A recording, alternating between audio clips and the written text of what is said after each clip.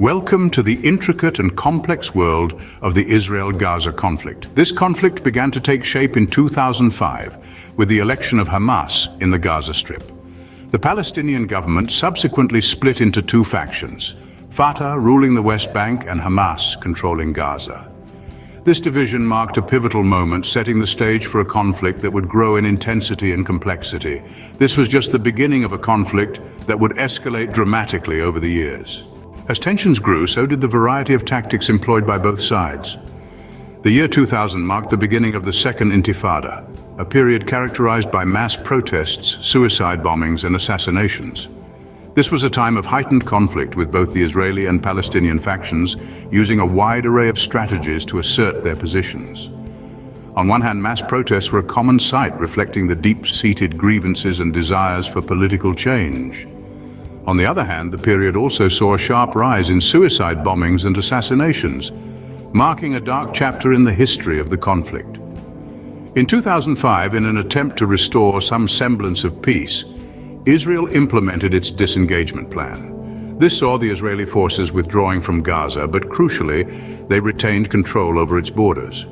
This move was seen as a significant step, but it also sparked a new set of challenges and controversies. Despite Israel's disengagement, the conflict was far from over. The strategies and tactics employed during the Second Intifada and the subsequent Israeli disengagement have left deep scars on the region, shaping the dynamics of the conflict to this day. The conflict took a major turn with the political rise of Hamas.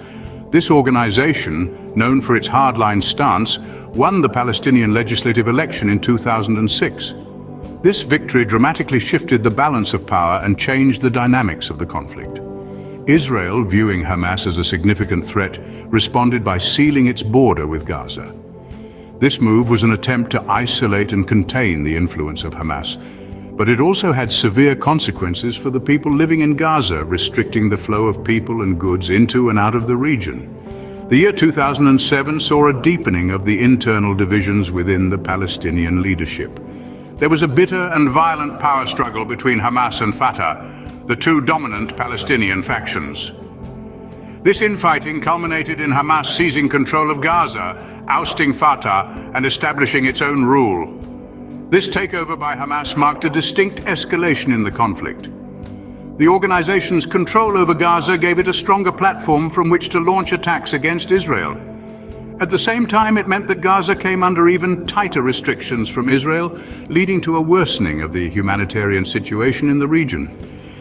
With Hamas in control, the situation in Gaza took a drastic turn. The conflict was now not just between Israel and Palestine, but also involved a power struggle within the Palestinian territories themselves. This added another layer of complexity to an already convoluted situation, setting the stage for the ongoing strife we see today. The repercussions of the conflict have been devastating and long-lasting. Israel's response to Hamas's takeover was swift and decisive.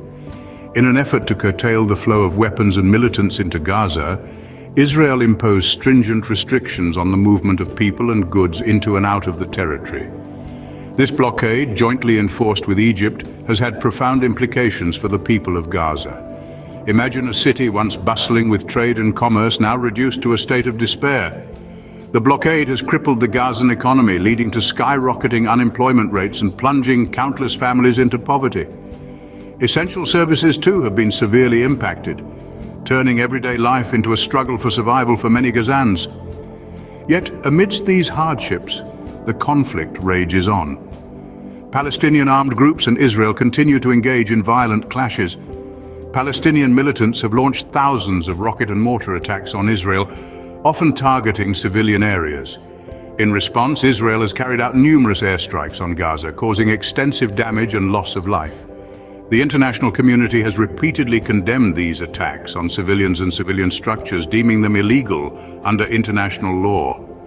Yet these condemnations have done little to quell the violence. The Israel-Gaza barrier, erected to curb infiltration from Gaza into Israel, stands as a stark reminder of the deep-seated animosity between the two sides. This conflict is not just a localized struggle, but a reflection of broader regional power struggles involving Egypt, Iran, Turkey, and Qatar. These regional dynamics further complicate the conflict, making a resolution even more elusive. The Israel-Gaza conflict continues to this day with no clear end in sight. The human cost of this ongoing struggle is immense, and the path to peace remains fraught with challenges. As we delve into the complexities of this conflict, we are reminded of the importance of dialogue, understanding, and compromise in the pursuit of lasting peace. The Israel-Gaza conflict is a complex issue with deep-seated roots. It's a localized part of the larger Israeli-Palestinian conflict, sparked by the election of Hamas in Gaza in 2005. The conflict escalated with Palestinian rocket attacks, Israeli airstrikes, and a joint Egyptian-Israeli blockade. Despite Israel's withdrawal from Gaza in 2005, control over borders and essential services remained. Intensified by regional power struggles and internal Palestinian fighting, the conflict continues with ongoing clashes. Understanding the origins of the conflict is the first step towards finding a solution. Thank you for joining us in this exploration of the Israel-Gaza conflict.